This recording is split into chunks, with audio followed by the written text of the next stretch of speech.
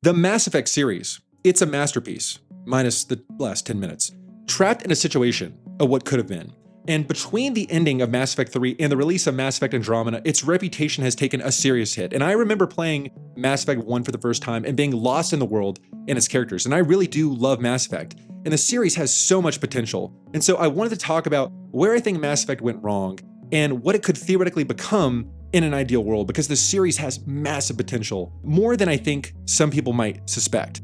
And before we talk about this massive potential, I wanted to talk about the series and the damage that's been done to its reputation. And I think that it really all starts with the ending of Mass Effect 3. And it's just, this was such a disastrous moment for Mass Effect. And I almost kind of like to think about Mass Effect 3's ending as the Game of Thrones of video games. I mean, it really was so destructive at the time. I remember there was such outrage to the point where they actually had to change the ending, which was like unheard of at the time. And even then, it barely made it acceptable. It wasn't even really acceptable, but it was such a slap in the face, especially with all the promises that came before then. There was a lot of emotional distraughtness from the ending of Mass Effect 3. I mean, especially if you played all the games. I remember starting with Mass Effect 1, and that's my favorite in the whole series. I know a lot of people love 2. I love all of them, minus the last 10 minutes of Mass Effect 3, but just the whole world was just amazing. You connected to these characters. You were connected to the world, the lore. I remember reading the codexes and just wanting to find out more about the world. I remember reading about the Volus and the Elcor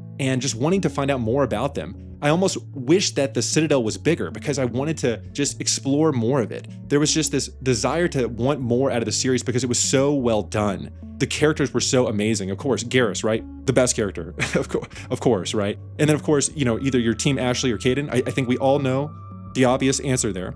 And of course, playing the games, you fell in love with these characters. Of course, my team was Garrus and Rex in the first game. And then in the second game, Garrus comes in and makes it more complicated, going, hey guys, I'm back. And well, you have all these amazing characters to pick from. So it's just so difficult. Between all the cast of characters and the story, it just continued to build between the first game, the second game, and the third game. And so you had all this emotional investment in the story, the lore, and the characters, and it was just ruined by this ending. And it was just a slap in the face from what was promised.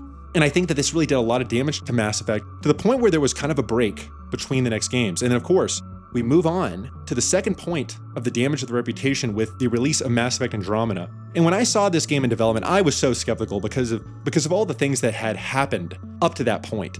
And I really watched Mass Effect Andromeda from a distance. And for the people that were around at the time, the game was just riddled with bugs. It was just a very uninspired story. And the damage to Mass Effect, in my opinion, had already been done. But this was just kind of that final nail that really just did a lot of damage to the overall universe and probably the company wanting to continue building this series. And the damage has not just been done for Mass Effect. I mean, other series have been facing these difficulties, with Dragon Age as a recent example. And I love Dragon Age. Dragon Age is awesome. I've played all the games. Mine is Veilguard, because Veilguard is just such a slap in the face, okay? And so I think that a lot of times people just look at what's happened to Dragon Age recently and they go, okay, maybe we just leave Mass Effect over here. I mean, you could argue that maybe Andromeda already did that, but it's just, that's the massive damage that's been done to Mass Effect. It's just unfortunate because there's so much potential in terms of making amazing video games, but also making a ton of money for the company. You could make Mass Effect the next Star Wars. I really do believe that. You could make Mass Effect absolutely amazing. And there's many things that can make it absolutely amazing. And so of course, the first thing is you can make amazing RPGs. And so you make, let's say, a typical Mass Effect story, and you can go in different directions. And so the difficulties for making a Mass Effect game are already figured out for you. They were done by the people that came before you in terms of, okay, you have this amazing lore and this world building that was already set. You don't even really need to change anything. The world is set. You have the races, you have the Solarians, you have the Turians, you have the humans, you have the Citadel. And so you can just play around with different time periods. You can play around with different story beats. Maybe you follow a human. Maybe there's a side RPG that follows a Krogan warrior. So you can explore RPGs in different time periods in different areas. And it allows for multiple stories to be told. And I think that really the huge opportunity with these RPGs is you can tell a compelling story, but also there's just this huge opportunity to expand on RPG mechanics and conversation mechanics. I mean, if there was two things I would innovate on from the Mass Effect series, it would be those two elements. You can pretty much keep all the other gameplay elements the same. Traveling between planets with a spaceship, classical combat system, all those things, you could just kind of keep it the same.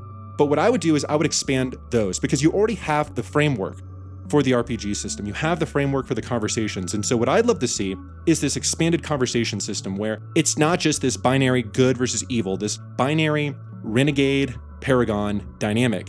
There's an opportunity to be morally ambiguous with things. And I think you could expand the conversation mechanics beyond just saying things that, oh, my companion liked this. Maybe there's a way to expand dynamics to make your companion relationships more interesting, or there's more cause and effect in the world. And it's the same thing with the romance dynamic for people that like that. This dynamic has been done to death where people just say all the right options to get the character to like you, to have the romance option at the end of the game. Well, what if you just change it up? What if you actually could, for example, get into the relationship or the end thing early on in the game? Maybe you had action points, and then because you were in a relationship with this character, that influenced dynamics with your other companions, and then it changed the story. Maybe one character dies if you do something like that.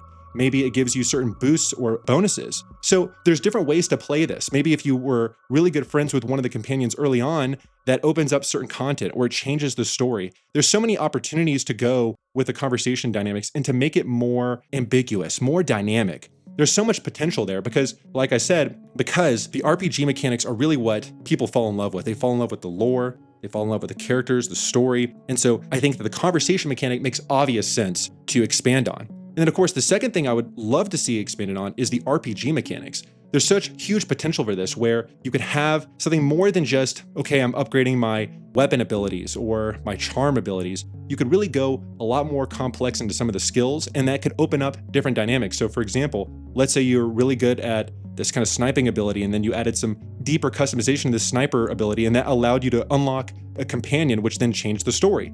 There's a lot of interesting dynamics that you could go down with the RPG mechanics that makes the conversation mechanics more interesting. You can have more role-playing and then more replayability in these games. So there's just huge potential with the RPGs. And of course, beyond that, I've always thought that Mass Effect would make an amazing MMORPG. I know that MMORPGs are not the most in-style thing now, but it's just got such potential. I mean, the ideas literally write themselves. I like to think of a good Mass Effect MMORPG as some sort of cross-section between EVE Online, Star Wars Galaxies, and Star Wars The Old Republic. So there's like a sandbox element, but then there's kind of that theme park element as well, where, like I said, the ideas literally write themselves. You could be humans, Turians, Solarians, Krogans, all the typical races. You could have the classes from the original Mass Effect games, and you could go through your classical leveling experiences in different worlds. And then, of course, maybe you have different dungeons or raids. Maybe you're having to fight this big monster in the Krogan world, and there's a dungeon and raid system there. And then, of course, you could have your own towns or player housing that's not just this instance area. Maybe it's kind of more open world like Star Wars Galaxies was, or EVE Online.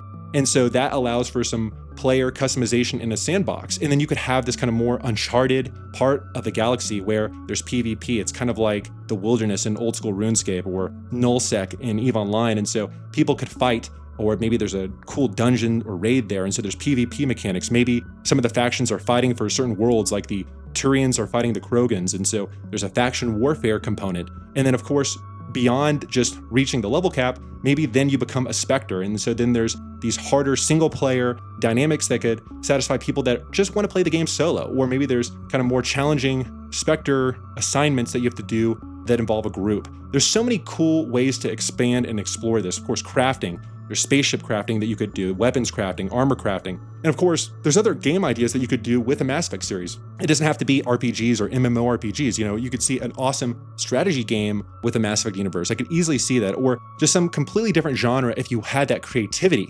And of course, the movies, the TV series. You can imagine just this awesome, high-budget Mass Effect TV series that explored maybe a Spectre or something completely different. I almost like to think of it as, look at what Star Wars does and apply that to Mass Effect, but try to make it good, right? Try to make it compelling stories and all those interesting dynamics. Try to make it a gritty and a more dynamic story. But of course, with all these ideas, the question arises, will they do that? And the answer is probably not. It's probably positive speculation that I'm talking about, because we just look at the recent releases of Dragon Age, Veilguard, and just other microtransactions and greed, and those really get in the way of the creative process. But it's still worth exploring because it shows you the massive potential of the Mass Effect series from an MMORPG perspective, from RPGs, from other games. I really do think that if they just got out of their way, okay, they dropped some of the greed, they dropped some of the short-termism, they would have this series that would be extremely profitable for them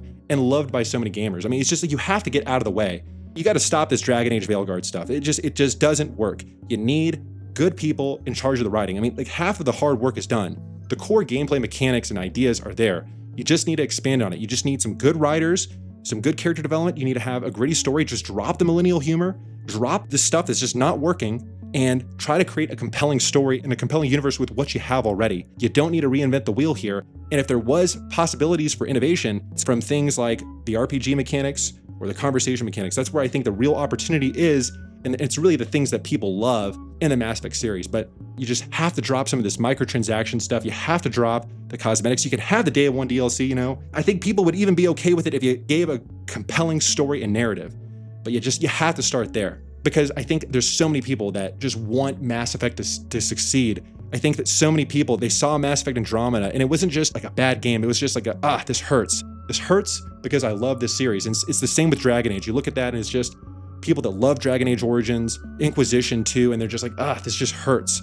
And it hurts because people love it and it's got so much potential. It's not just a bad throwaway game. And I really wish the studio would realize the massive potential it has to create an amazing video game, but also an extremely profitable one. And hey, if you liked this content, consider subscribing. I create a lot of awesome video game content. Check it out, and I'll see you in the next video.